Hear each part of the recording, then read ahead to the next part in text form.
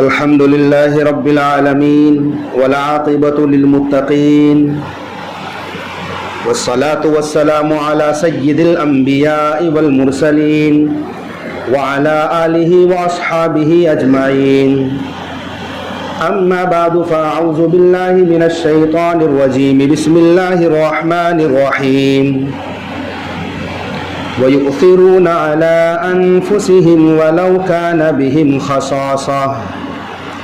وقال الله تبارك وتعالى: ويطعمون الطعام على حبه مسكينا ويتيما وأسيرا إنما نطعمكم لوجه الله لا نريد منكم جزاء ولا شكورا.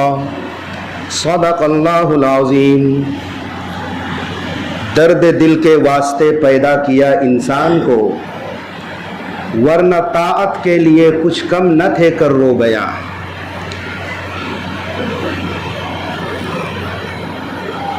حضرات معزز سامعین کرام، آج کا موضوع ہے خدمت خلق کی اہمیت. مخلوقات کی خدمت، انسانیت کا درد، اور ہمیں اللہ نے کیوں پیدا کیا ہے. یہ جو میں نے شعر پڑھا ہے، درد دل کے واسطے پیدا کیا انسان کو، ورنہ طاعت کے لیے، عبادت کے لیے کچھ کم نہ تھے کرو بیاں، یعنی فرشتے. اسی شعر کی تشریح کسی نے کتنا خوبصورت انداز میں پیش کی ہے کہ مذہب میں سے اگر انسانیت اور خدمت کو نکال دی جائے، مذہب میں سے اگر انسانیت اور خدمت کو نکال دی جائے تو صرف عبادت رہ جاتی ہے، اور محض عبادت کے لیے پروردگار کے پاس فرشتوں کی کوئی کمی نہیں. انسانیت اور خدمت کو دین میں سے نکال دی جائے تو صرف عبادت بچتی ہے، اور محض عبادت کے لیے رب کے پاس فرشتوں کی کوئی کمی نہیں تھی. درد دل کے واسطے پیدا کیا انسان کو. حضرات اگر ہم غور فکر کریں تو ہمیں یہ احساس بخوبی ہوگا کہ ایک انسان کو ہر موڑ، ہر لمحے پر دوسرے انسان کی ضرورت اور محتاج ہے. کوئی شخص بغیر دوسرے کی مدد کے زندہ ہی نہیں رہ سکتا. تصور تو کرو، ہم ایک لقمہ کھانا کھاتے ہیں، اس لقمہ کے پیچھے کتنے انسانوں کی خدمت ہے. کسانوں کی خدمت ہے، مل والوں کی خدمت ہے، نہ جانے کتنے سینکڑوں ہزاروں لوگوں کی خدمت ہے. ایک انسان اپنے مکان میں رہتا ہے، مکان تم نے نہیں بنایا، اس مکان کو بنوانے میں دوسروں کی محتاج ہو، تم دوسروں کی خدمت کے محتاج ہو. کوئی ایک کام بھی انسان دوسروں کی مدد کے بغیر نہیں کر سکتا. آپ ذرا پیچھے مڑ کر دیکھیں گے تو ہزاروں لوگوں کی خدمت اس میں ہے. اس سے یہ ہمیں سبق ملتا ہے کہ جس طرح ہم اوروں سے خدمت لے رہے ہیں، ہم بھی دوسروں کی خدمت کرنے والے بن جائیں. اللہ تعالیٰ نے کائنات کی چیزوں کو ہمارے لیے بنایا ہے. سورج ہمیں فائدہ پہنچا رہا ہے، چاند ہماری خدمت کے لیے مسخر ہے، ہوائیں اور فضائیں اور دھوپ، برسات، جاڑا اور دنیا کی تمام مخلوقات حضرت انسان کی خدمت کے لیے مسخر ہیں. اور اللہ تعالیٰ یہ چاہتا ہے کہ تم بھی ایک دوسروں کی خدمت کرو. اور خدمت بھی صرف مسلمانوں کی نہیں، ہر جان رکھنے والی مخلوق کی خدمت کرو. جانور، آپ کو حیرت ہوگی، انسان کو اگر حیوان کہہ دیا جائے تو برا مانا جاتا ہے، حالانکہ حقیقت میں انسان حیوان ہی ہے. حیوان کہا جاتا ہے اسے جس کے پاس زندگی ہے، جو جی رہا ہے، نفس ہے، جان ہے جس کے اندر. جانور، جان کے معنی جان، ور کے معنی رکھنے والا. تو جان رکھنے والے کو جانور کہا جاتا ہے. انسان بھی جان رکھتا ہے، انسان بھی حیوان ہے، لیکن یہ حیوان ناطق ہے، یعنی بولنے والا حیوان ہے. عربی میں کیا کہا جاتا ہے؟ حیوان ناطق، بولنے والا حیوان ہے یہ. یہ صفت صرف انسان کے اندر ہے اور کسی جانور میں نہیں ہے. انسان اپنے معافی ضمیر کو اپنی زبان کے ذریعے سے بول کر کے ادا کر سکتا ہے اور باقی مخلوقات میں یہ چیز نہیں ہے. فصاحت و بلاغت ہے انسان میں, ہر قسم کی زبان بول سکتا ہے, اسی لیے اسے حیوان ناطق کہا جاتا ہے. اللہ تبارک و تعالیٰ کے مخلوقات کی خدمت در حقیقت اللہ ہی کی عبادت ہے. ہم نے صرف نماز کو, روزے, زکوٰۃ, حج, عمرہ, صدقہ, خیرات کو دین سمجھا ہے, عبادت سمجھا ہے. کسی کی مدد کرنا یہ بھی عین عبادت ہے, یہ ہٹ کر نہیں ہے, یہ بھی دین کا حصہ ہے. چنانچہ اللہ تعالیٰ ارشاد فرماتا ہے, حدیث قدسی میں ہے, مسلم شریف کی روایت ہے, کل قیامت کے دن اللہ تعالیٰ ایک بندے سے فرمائے, میں بیمار تھا. اللہ کہے گا بندے سے, بندہ میں بیمار تھا, میری عیادت کے لیے تو نہیں آیا. تو بندہ کہے گا آپ تو رب العالمین ہیں, آپ کیسے بیمار ہو سکتے ہیں اور آپ کی عیادت میں کیسے کرتا. اللہ کہے گا میرا فلاں بندہ بیمار تھا اور تجھے معلوم تھا کہ وہ بیمار ہے, تو اس کی عیادت کو نہیں گیا. اگر تو اس کی عیادت کو جاتا تو وہاں مجھے پاتا. کس کو پاتا؟ وہاں اللہ کو پاتا. مریض کی عیادت کرنا اللہ کی عین عبادت ہے. اور حدیث میں اس طرح ہے, جو مریض کی عیادت کے لیے چل کر جاتا ہے وہ ہمیشہ رحمت کے اندر غوطہ لگاتا ہے. تو اللہ پھر کہے گا میرے بندے میں بھوکا تھا, تو نے کھانا نہیں کھلایا. بندہ حیران ہو کر کہے گا پروردگار عالم آپ تو رب العالمین ہیں, آپ کیسے بھوکے ہو سکتے ہیں اور آپ کو کیسے کھانا کھلاتا. اللہ کہے گا میرا فلاں بندہ بھوکا تھا, تجھے معلوم تھا, تو نے کھانا نہیں کھلایا. اس نے کھانا مانگا, تو نے انکار کر دیا. اگر تو اس کو کھانا دے دیتا تو اس کا ثواب یہاں میرے پاس پاتا. میرے بندے میں پیاسا تھا, میں نے پانی مانگا, تو نے پلایا نہیں. بندہ حیران ہو کر کہے گا آپ تو رب العالمین ہیں, آپ بھی پیاسے ہو سکتے ہیں, بھلا آپ کو کیسے پانی پلاتا. اللہ کہے گا میرا فلاں بندہ پیاسا تھا, اگر تو اس کو پانی پلا دیتا تو اس کا ثواب میرے پاس موجود پاتا. یہ کیا ہے؟ خدمت خلق اللہ تبارک و تعالی کی عبادت ہے. یہاں تک اس کی اہمیت ہے دین و شریعت میں کہ بعض اعمال کے کفارے کے لیے مخلوقات کی خدمت کرنا اس کا بدل قرار دیا ہے. مثلا کسی شخص نے رمضان کے مہینے میں فرض روزہ رکھ کر جان بوجھ کر توڑ دیا, کوئی مجبوری نہیں تھی, اس کا کیا کفارہ ہے؟ کیا وہ کرے گا جو پکڑ نہیں ہوگی؟ اس کا کفارہ خدمت ہے. خدمت کیا ہے؟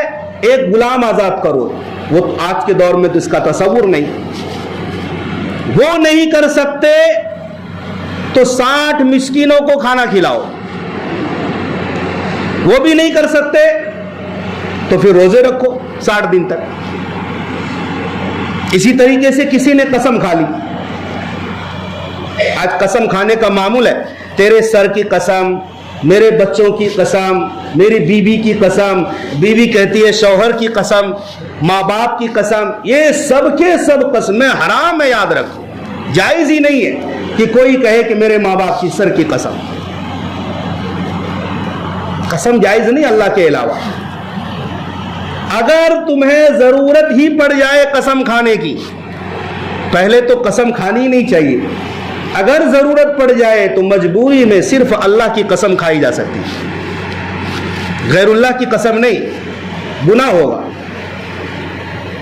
لیکن اگر کسی نے اللہ کی قسم کھا لی اور قسم توڑ دیا, اور بعض دفعہ قسم توڑنا بھی پڑتا ہے, جیسے کسی نے کہا اپنے ماں باپ سے کہ اللہ کی قسم میں تم سے کبھی نہیں بولوں گا, میں اس گھر میں کبھی نہیں آؤں گا. یاد رکھو یہ قسم ناجائز ہے, یہ گناہ والی قسم ہے. ماں باپ کے بارے میں تو تاکید ہے قرآن میں, تو آپ کو قسم توڑنا پڑے گا.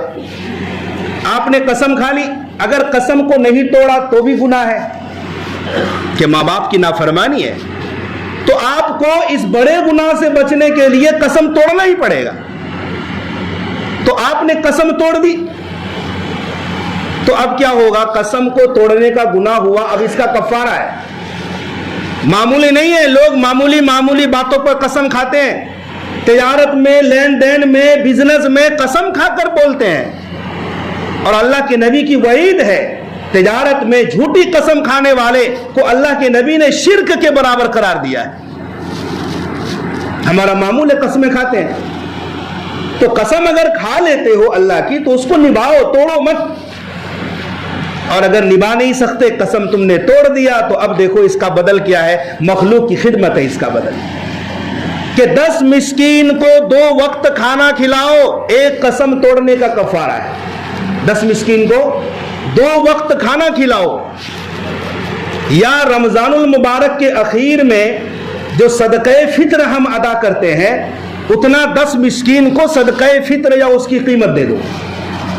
اچھا یہ نہیں دے سکتے تو 10 مسکین کو ایک جوڑا کپڑا بنا کر دو، یہ قسم توڑنے کا کفارہ ہے. لیکن اگر ایسا غریب ہے کہ یہ بھی نہیں کر سکتا، تو اس کے لیے حکم ہے کہ 3 دن لگاتار روزے رکھو، بیچ میں ناغا نہیں ہونا چاہیے، کنٹینیو کرو اس کو. 3 دن لگاتار روزے رکھو، یہ قسم توڑنے کا ہے. تو قسم توڑنے کا جو گناہ ہوا، اس کا کفارہ یہ ہے کہ مخلوق کی خدمت کرو.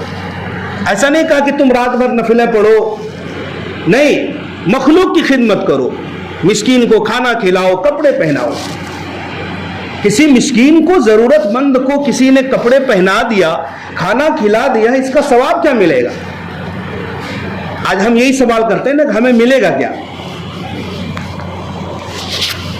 اصل اس کی قدر یہ ہے، اس کا احساس ہمیں اس لیے نہیں ہوتا کہ اس دنیا میں نیکیوں کا سکہ نہیں چلتا ہے. نیکی کا سکہ وہاں چلے گا، آخرت میں. دنیا میں نیکیوں کا سکہ نہیں چلتا ہے. ورنہ اگر یہاں نیکیوں کا سکہ چلتا اور اعلان ہوتا اللہ کی طرف سے کہ ہر نماز پڑھنے پر 500 روپیہ ملے گا، مسجد بھر جاتی نا. کیونکہ نیکیوں کی قدر ہمارے پاس نہیں، سکوں کی قدر ہے. لیکن کل قیامت کے دن نیکیوں ہی کا سکہ چلے گا، یہاں کا سکہ نہیں چلے گا، یہاں کا پیسہ نہیں چلے گا. صرف اور صرف نیکیوں کا پیسہ چلے گا. جس کے پاس جتنی زیادہ نیکیاں ہوں گی وہ اتنا ہی بڑا مالدار تصور کیا جائے گا، اور جس کے پاس جتنی کم نیکی ہوگی وہ اتنا ہی غریب سمجھا جائے گا. تو اگر کسی نے کسی کو کپڑے پہنا دیا یا کھانا کھلا دیا تو گویا اس نے آگے بھیج دیا، کل قیامت کے دن اسی کپڑے کا عوض وہاں ملے گا کہ ہمیں بھی اس کپڑے کے ساتھ ہمارے ستر کو ڈھانکا جائے گا. ہم گویا کے آگے کا سامان کر رہے ہیں. حدیث پاک میں اس طرح ہے، جس نے ایک شخص کو، محتاج کو کپڑا بنا کر دے دیا، ایک دھاگا بھی اس کے بدن پر رہے گا، وہ برابر اللہ کی حفاظت میں رہے گا.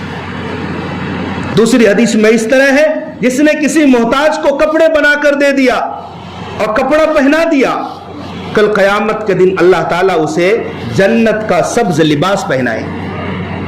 تو گویا ہم اگر کسی کے ساتھ ایسا سلوک کر رہے ہیں، وہ ہم خود اپنے لیے کر رہے ہیں کہ قیامت کے دن جب ہر شخص نفسی نفسی کے عالم میں ہوگا، اس کا معاوضہ اور اس کا ثمرہ اور اس کا ثواب کل وہاں ہمیں قیامت میں ملے.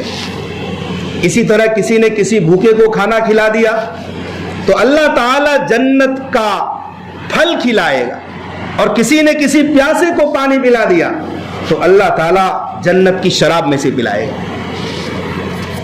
جنت کی شراب، وہ یہاں کی شراب کے بارے میں تصور مت کرو.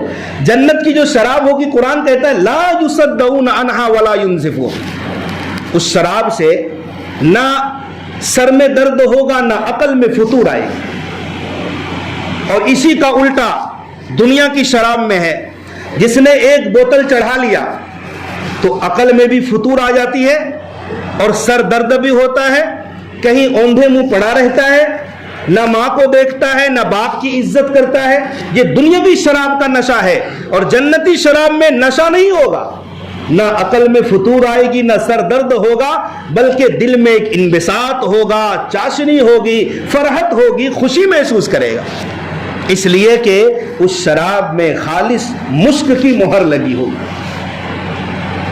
تو خدمت خلق، اور ایسا نہیں کہ جس کے پاس اللہ نے وسائل دیے ہیں صرف وہی خدمت خلق کرے گا، جس کے پاس وسائل نہیں بھی ہے وہ بھی خدمت خلق کر سکتا ہے. ہر انسان کے اندر اللہ نے الگ الگ صلاحیت پیدا کی ہے، وہ اپنی اپنی صلاحیت کے مطابق دوسروں کی خدمت کرے. محتاج ہے، فقیر ہے، آٹو رکشہ چلانے والا ہے، وہ بھی کبھی محتاج غریب فقیر کی خدمت اپنے لائن کے حساب سے کر سکتا ہے. کوئی ڈاکٹر ہے، حکیم ہے، وہ غریب مسکین کی خدمت اپنے حساب سے کر سکتا ہے، اس میں کہنے والی کوئی بات نہیں. ہر شخص اپنی فیلڈ کو سمجھ رہا ہے کہ میں جہاں ہوں وہاں کس طرح سے خدمت کر سکتا ہوں. یہاں تک کہ ادنا مخلوق پر خدمت ہے، اس پر بھی جنت ہے. حدیث پاک میں آیا ہے، اللہ کے رسول صلی اللہ علیہ وسلم گواہی دے رہے ہیں. ایک فاحشہ عورت گزر رہی تھی، فاحشہ عورت، بدکار عورت، اور ایک روایت میں ایک مرد کے بارے میں ہے. تو ایک فاحشہ عورت گزر رہی تھی، اسے پیاس محسوس ہوئی، ایک کنواں ملا، قریب پہنچی تو ڈول نہیں تھا، رسی بھی نہیں تھی. تو کنواں آپ لوگوں نے دیکھا ہوگا، پرانے زمانے میں کچھ اس طرح سے لوگ کنویں بناتے تھے کہ کنویں کے اندر اینٹیں چھوڑ دیتے تھے سیڑھی کے طور پر، کہ ان اینٹوں پر سوار ہو کر کے نیچے اتر سکے. تو وہ عورت انہی اینٹوں کے ذریعے سے نیچے اتری، پانی پی. پھر جب باہر نکلی تو کیا دیکھا کہ ایک کتا زمین چاٹ رہا ہے. تو عورت کو یوں محسوس ہوا کہ جس طرح میں پیاسی تھی، پیاس کے عالم میں تڑپ رہی تھی، یہ کتا بھی جاندار ہے، اس کے پاس بھی جگر ہے، معدہ ہے، یہ بھی پیاسا ہے، کچھ بندوبست کرنا پڑے گا. اس نے اوڑھنی نکالی، اس میں چمڑے کا موزہ باندھا، کنویں میں لٹکایا، وہاں سے پانی نکالا، بالآخر کتے کو سیراب کر دیا. ہمارے نبی صلی اللہ علیہ وسلم کی زبان سے شہادت دی گئی کہ وہ عورت بخش دی گئی اور اس کے لیے جنت واجب کر دی. کس کی خدمت کی؟ ایک کتے کی خدمت کی ہے. عورت کون سی ہے؟ بدکار عورت ہے. خدمت نے جنت پہنچا دی اس عورت کو. اسی طرح حدیث میں ہے کہ ایک عورت بلی پالتی تھی، اس نے غصے کی حالت میں ایک بلی کو باندھ رکھا، نہ اسے کھانے دیا نہ پینے دیا، اور وہ بلی یوں ہی تڑپ کر مر گئی. زبان رسالت صلی اللہ علیہ وسلم سے اعلان ہوا کہ وہ عورت جہنم میں جائے گی. یہ مخلوقات پر رحم و کرم کے لیے ہمیں پیدا کیا گیا ہے.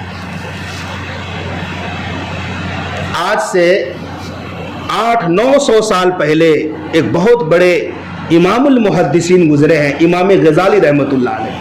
800-850 سال پہلے انہوں نے اسلام کے اوپر 100 سے زائد کتابیں لکھ دی ہیں. ان کے واقعہ میں لکھا ہے کہ آپ جب اس دنیا سے چلے گئے تو کسی نے خواب میں دیکھا تو کہا حضرت آپ کے ساتھ کیا ہوا؟ امام غزالی نے کہا کہ میں تو سوچ رہا تھا کہ بڑے بڑے اعمال کے ذریعے سے میرا بیڑا پار ہو جائے گا، لیکن عجیب و غریب معاملہ ہوا. وہ یہ ہوا کہ میں ایک دن لکھ رہا تھا، کتابیں بہت لکھتے تھے، لکڑی کے قلم سے، دوات کے ذریعے سے. اس زمانے میں لکڑی کے قلم سے لکھتے تھے. تو میں نے قلم دوات میں ڈالا، پھر جب باہر نکالا لکھنے کے لیے تو قلم کی نوک پر ایک مکھی بیٹھ گئی. تو میں سمجھ گیا کہ مکھی پیاسی ہے، تو میں تھوڑی دیر کے لیے لکھنے سے رک گیا تاکہ ڈسٹرب نہ ہو مکھی کو اور یہ اپنی پیاس بجھا لے. تو مکھی نے اپنی پیاس بجھائی، سیراب ہو گئی، اڑ گئی، تو میں نے لکھنا شروع کیا۔ مجھے کہا گیا اے امام غزالی، تو نے میری ایک چھوٹی سی مخلوق پر رحم کیا تو میں بھی تمہارے اوپر رحم کرتا ہوں۔ چھوٹی مخلوق پر رحم کیا۔ تو جو غیر انسان ہے ان پر رحم کرنے کا، ان کی خدمت کرنے کا یہ اجر و انعام ہے، تو اگر کوئی اشرف المخلوقات انسان کے ساتھ رحم کرتا ہے، انسانوں کی خدمت کرتا ہے، تو ایسے لوگوں کا کتنا بڑا اجر و انعام ہوگا۔ عبداللہ ابن مبارک رحمۃ اللہ علیہ بڑے پائے کے امام ہیں، امام المحدثین اور رئیس المحدثین آپ کا لقب ہے۔ بڑے بڑے حضرات آپ کے شاگرد ہیں۔ آپ کا معمول تھا کہ یہ ہر ایک سال کے بعد دوسرے سال حج پر جاتے تھے، رفقا اور ساتھیوں کے ساتھ اپنے پیسے سے دوسروں کو حج کراتے تھے۔ تو ایک مرتبہ اپنے قافلے والوں کے ساتھ چلے جا رہے تھے، ایک جگہ آرام کرنے کے لیے رکے تو کیا دیکھا، ایک لڑکی آئی اور جہاں کچرا لوگ ڈالتے ہیں، کوڑا کرکٹ، کچرا کنڈی سے ایک مری ہوئی مرغی اٹھائی، مردہ مرغی، اور وہ لڑکی اپنے گھر کی طرف چلی۔ عبداللہ ابن مبارک حیران کہ ایک مسلمان ہو کر مردار کس طرح کھا سکتی ہے، یہ تو حرام ہے۔ تو عبداللہ ابن مبارک نے اپنے خادم کو بھیجا، جاؤ پیچھا کرو کیا معاملہ ہے۔ تو وہ لڑکی ایک گھر کے اندر داخل ہوئی، دروازہ بند کیا، پھر گوشت کے ٹکڑے کیے، اور پھر ایک عورت تھی اور یہ 4 بہنیں تھی، یہ بچی، اور کھانے ہی والی تھی وہ، کہ دروازہ کھٹکھٹایا، کہا کیا معاملہ ہے۔ عورت نے کہا کہ ہم سید زادیاں ہیں، اللہ کے رسول کے خاندان کے ہیں، آل رسول ہیں، ہمارے لیے صدقہ زکوٰۃ تو حلال نہیں ہے اور نہ ہم مانگ سکتے ہیں، اور جب انسان کی حالت نازک ہو جائے، 3-4 دن کے فاقے سے ہیں ہم، تو جان بچانا فرض ہے، اس لیے اتنا ہم کھائیں گے جتنا جان بچ سکے۔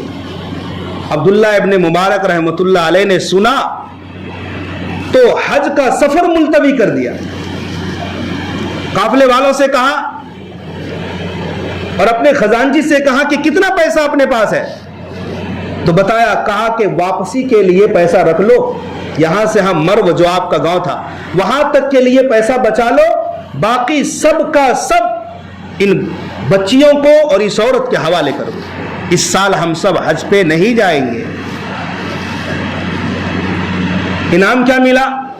دوسرے حضرات جب حج سے فارغ ہو کر آئے تو سبھی آپ کو حج کی مبارکبادی پیش کر رہے ہیں، اے عبداللہ ابن مبارک، آپ کو حج قبول ہو، مبارک ہو آپ کو کہ آپ نے حج کیا۔ تو حضرت فرماتے کہ میں نے تو حج ہی نہیں کیا، میں تو اپنے رفقا کے ساتھ واپس آ گیا۔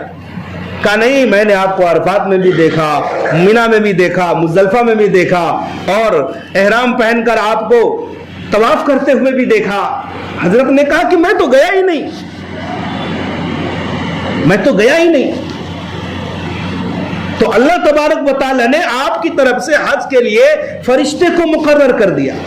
یہ دیکھو خدمت، آپ نے حج جیسی عظیم عبادت کو خدمت خلق کے لیے مؤخر کر دیا، ملتوی کر دیا۔ بہتر ہے کہ نہ ڈالو ستاروں پہ کمند ہے، بہتر ہے کہ نہ ڈالو ستاروں پہ کمند ہے، انسان کی خبر لے کہ وہ دم توڑ رہا ہے، انسان کی خبر لے کہ وہ دم توڑ رہا ہے۔ کاش ہمارے اندر انسانیت کا جذبہ اور درد پیدا ہو جائے۔ لوگ مصیبت میں رہتے ہیں، شادیوں میں لاکھوں روپے کا کھانا ہم ضائع کرتے ہیں، اور ہمارے بازو میں پڑوسی کے بچے بھوکے سوتے ہیں، اور ہمیں احساس نہیں۔ اس کا مطلب یہ ہے کہ ہم درد والا دل نہیں رکھتے ہیں۔ اور میں نے کہا کہ دین اور مذہب سے درد انسانیت اور خدمت کو نکال دو تو صرف عبادت بچتی ہے، اور عبادت کے لیے رب کے فرشتے ہی کافی تھے۔ ہمارا کام ہے اوروں کے کام آنا، ہمارا کام ہے لوگوں کو راستہ بتانا، ہمارا کام ہے مرہم رکھنا زخموں پر، کون پریشان ہے؟ جن کی بچیاں بے بیاہی ہیں، غربت کے عالم میں نکاح نہیں ہو رہا ہے، اور ہم محمد صلی اللہ علیہ وسلم کے امتی ہیں، ہمیں بھی درد دل رکھنا پڑے گا اوروں کے بارے میں۔ یہ تو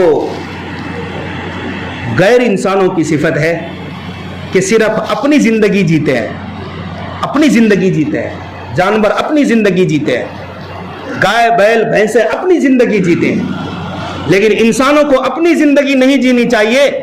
انسانوں کو اوروں کے لیے پیدا کیا ہے، خدمت خلق کے لیے پیدا کیا گیا، اور خدمت خلق سے بنی اسرائیل کا واقعہ مسلم شریف میں اللہ کے نبی نے بتایا۔ 3 آدمی سفر کر رہے تھے، زور کی بارش ہوئی، ایک غار میں پناہ لیے، جیسے ہی غار میں گھسے باہر ایک بڑی پتھر کی چٹان نیچے گر گئی، غار کا منہ بند ہو گیا۔ اب دیکھو کیا ہوا، تینوں نے ایسے ذریعے سے دعا مانگی نا کہ تینوں کے اندر خدمت خلق تھی۔ تینوں نے مشورہ کیا کیا کرو گے، یہ چٹان تو سرک نہیں سکتی، ایسے عمل کے ذریعے سے جو تم نے پچھلے زمانے میں کیے ہوں گے اللہ سے دعا مانگو۔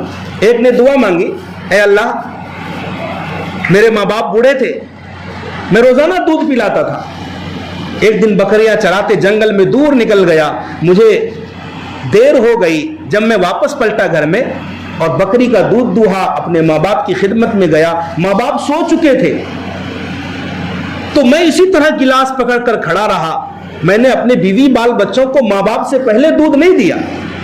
جب صبح ہوئی تو میرے ماں باپ بیدار ہوئے تو میں نے شام والا دودھ صبح پیش کیا اور میرے ماں باپ نے دودھ پیے۔ یا اللہ اگر میں نے تیری رضا کی خاطر یہ کام کیا تھا، یہ خدمت کی تھی، تو چٹان کو تھوڑا سا سرکا دے۔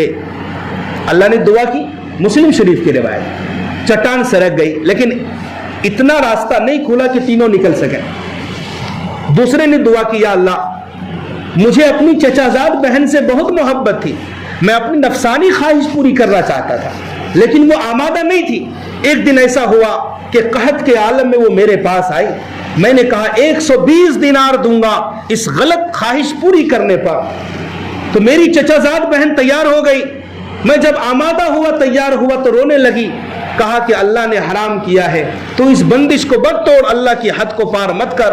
تو مجھے رحم آیا اور میں نے کہا کہ بہن جا، یہ 120 دینار میں نے تجھے یوں ہی گفٹ کر دیے، جاؤ اپنی ضرورت پوری کرو۔ یا اللہ محض تیری رضا کے لیے اگر میں عین وقت پر گناہ سے بچا تھا تو چٹان کو تھوڑا سا اور ہٹا دے، تو چٹان اور ہٹ گئی، لیکن پھر بھی نکلنا ممکن نہ ہوا۔ تو تیسرے نے دعا کی، یا اللہ میرے پاس مزدور آتے تھے کام کرنے، ایک دن میں نے مزدوروں سے کام کرایا، سب کو مزدوری دے دی، اور ایک مزدور کو میں جب دینے لگا اس نے انکار کر دیا، مزدوری لیے بغیر چلا گیا، تو میں نے اس کی مزدوری کو سنبھالا اور تجارت میں لگا دیا۔ پھر بہت ساری بکریاں اسی کی مزدوری سے ہو گئی، بہت ساری گائے چوپائے ہو گئے۔ ایک عرصہ گزر گیا، ایک زمانے کے بعد وہ مزدور آیا، کہا اللہ کے بندے میری مزدوری تو دے۔ میں نے کہا جتنے جانور دکھ رہے ہیں، گائے بیل بکریاں اور غلام، یہ سب تیرے ہیں۔ کہا اللہ کے بندے مذاق نہ کر۔ کہا مذاق نہیں کرتا، میں تیری مزدوری کو سنبھال کر رکھا تھا، تجارت میں لگا دیا تھا۔ وہ بندہ سب کچھ لے گیا، کچھ بھی نہ چھوڑا۔ یا اللہ اگر میں نے تیری رضا کے لیے کیا تھا تو چٹان کو سرکا دے۔ راستہ کھل گیا، سب کے سب باہر نکلے۔ دیکھو تینوں نے جو ذریعہ بنایا، جو اللہ سے توسل قائم کیا، یہ صرف خدمت کی وجہ سے کیا۔ تو خدمت کا جذبہ کرو، اپناؤ، اللہ راضی ہوگا۔ اور خدمت انسانیت یہ عین عبادت ہے، دین سے ہٹ کر نہیں ہے۔ اللہ تعالی ہم سب کو عمل کی توفیق عطا فرمائے۔